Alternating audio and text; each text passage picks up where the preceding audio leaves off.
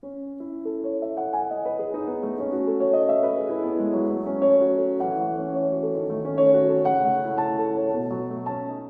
British oak tree, painted by Carpenter and Wesley in about 1850. Every leaf is painted on that slide, and it's a pity we haven't got a magnifying glass to examine it. And below that we have China, scenes from China, 6 beautifully hand-painted slides. Following to the right we have the lantern making emporium. Towards the top of the cabinet we have scenes in Antarctica, the snow village, the icebergs, and volcanoes and sunsets. The top row we have famous dignitaries.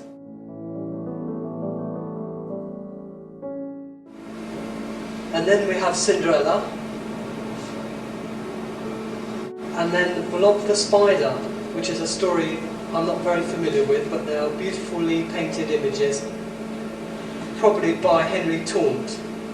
That's the name on the slide cover. And the top 2 rows are after images by George Cruikshank. Both depict the evils of drink and the breakup of the family life. Here we have motto slides such as "Welcome, I'm pleased to see you," and "Good night," "Farewell." Advertising slides from Nestle's, Cadbury's, Oxo, Peak-Freen biscuits, Fry's, Freeman's baking powder. We have performing dogs dressed up as policemen. We have cinema slides advertising the next shows, and we have First World War recruitment slides. To delay is dangerous, enlist now, and for the children's magic lantern, which are in the showcase here. They come in sizes from the smallest, about 3/4 of an inch wide, to 2 inches wide. And even though they are transfer design, they are very beautiful. The colours are exceptionally nice, and the subjects, from panoramic scenes to figures telling a story, and just changes of faces.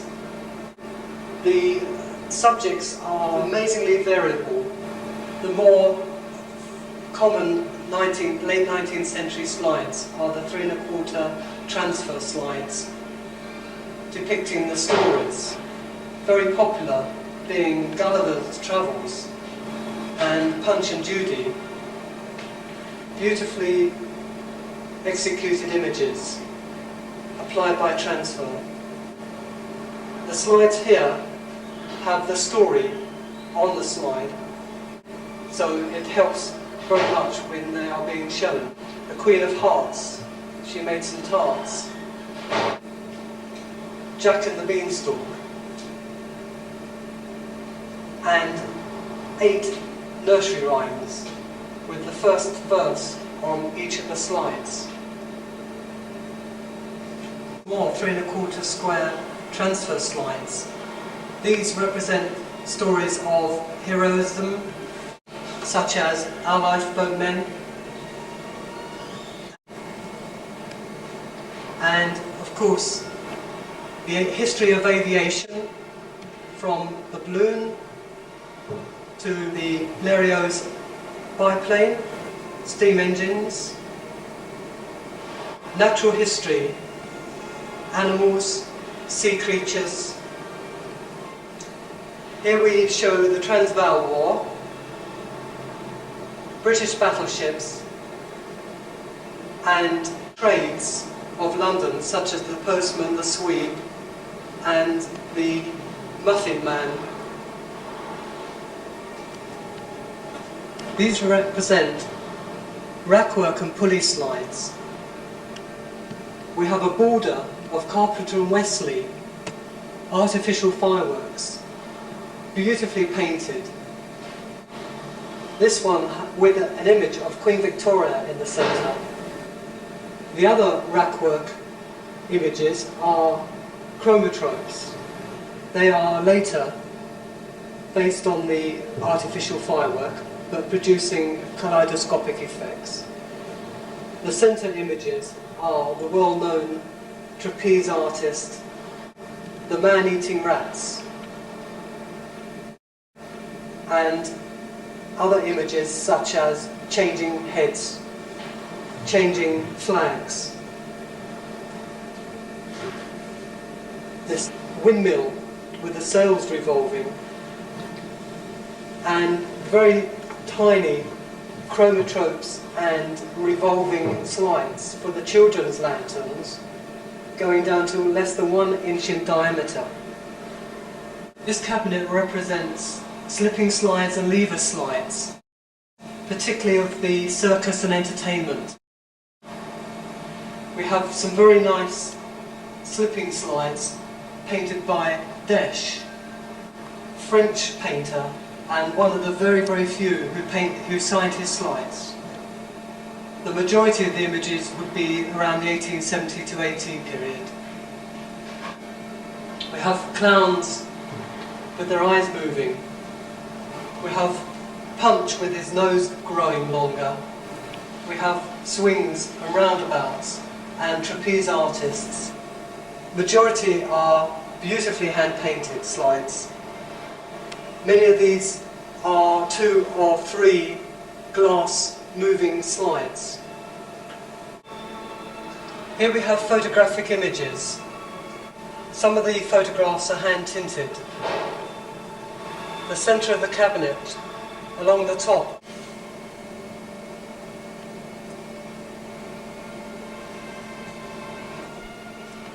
Two of the scenes are by Dancer from the 1850s, 2 of the earliest photographs that we've seen as a lantern slide. Below that, we have some very fine Woodbury type slides, particularly showing the Prince of Java and his wife, the Princess. And the left-hand side of the cabinet, we have slum life in our great cities, taken by Archer and Sons in about 1885. Below that, again, Woodbury types, sepia, flowers, and kittens posing. This cabinet shows life model slides. The majority were taken by Bamforth, but York and Son also produced very many story slides. They show temperance subjects and romantic subjects. We have stories such as Don't Give Me Diamonds, All I Want Is You, and City Sparrows, which is where we came in at the beginning.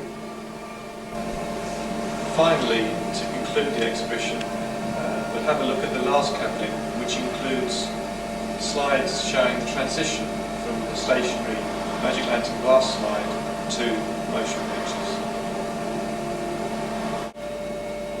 This cabinet includes a mechanism called the carutoscope, which has several images of a skeleton in various positions. What sort of date is this from? 1866, invented by Beale. And this uses effectively a flattened out form of the Maltese cross, which would later become one of the first movie film mechanisms. Here we see some similar surviving strips, in which a larger version of a Japanese or Chinese lady. From Hugh's carutoscope, about 1880. Slightly later then. And the Wheel of Life by Ross. Yes, several Ross's examples. And also a similar device, the chameleon, which changes colour. And here, a number of images which are on small glass packs, and we suspect were possibly from Raynaud's praxinoscope, the table. Yes, very, very scarce. These circular discs are from children's projecting magic lantern with intermittent movement. It would be nice to have an example of this lantern, but we haven't got one as present. There are 26 images around the border. The cycloidotrope puts an image onto a smoked glass disc, and as you project it, it draws the image onto the smoke and produces very beautiful effects on the screen.